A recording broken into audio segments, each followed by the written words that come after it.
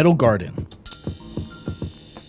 A short first-person shooter traversal game set inside a dying megastructure is a game that I originally wasn't going to review, being as at the time of playing it, it felt too similar to Lorne's Lure, another game of comparable setting I've reviewed in the past. But I found as I sat with it for a few days that I had a lot more to say about it than previously thought. Metal Garden doesn't do a lot, and that's not a bad thing. While it doesn't rely on a show-don't-tell methodology for its story nearly as much as Lorne's Lure, it achieves exactly what it sets out to achieve with as little as possible. This can be observed in the first few moments of the game. Your character finishes their last cigarette while they observe a broken down mech, a laundry line hung on its roof signifying that this was not only a machine of defense and travel, but also a home. You collect your belongings, a pistol, ammo, knife, and a jet harness, the only tools of interaction you will use for the rest of the game, and you set off. I play a lot of indie games.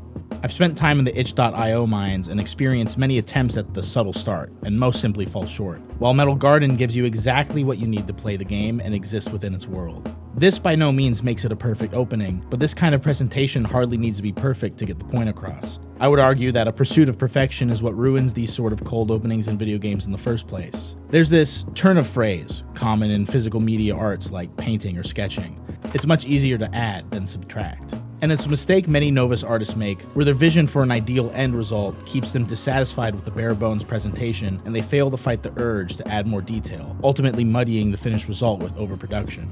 It takes patience and willpower to withhold information, and while a lot of developers want to get their point across as succinct as possible, impatience and the fear that the player won't understand drives the devs to add more than what's necessary.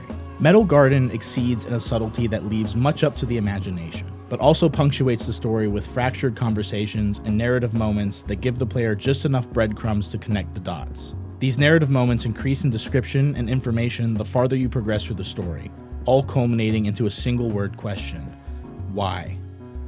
In context, it's a single word that asks a lot, but I don't want to reveal anything about the story if I can help it. I'm avoiding the story in this review, not necessarily to hype it up, but because it's so bare bones, it won't take much to spoil the experience, which I think plays a major part in why I enjoy this game. Because, moving on to the gameplay, it leaves a little to be desired.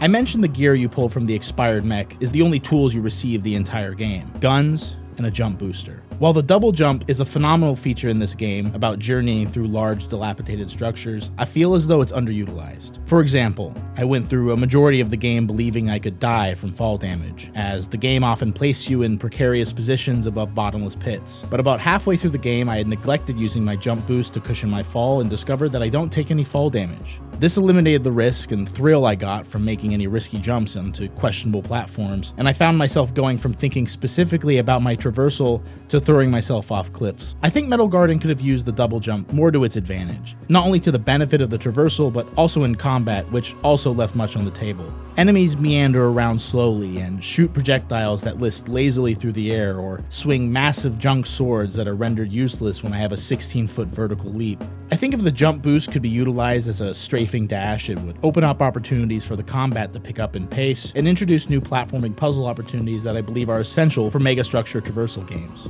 I want to mention one last issue I take with the game.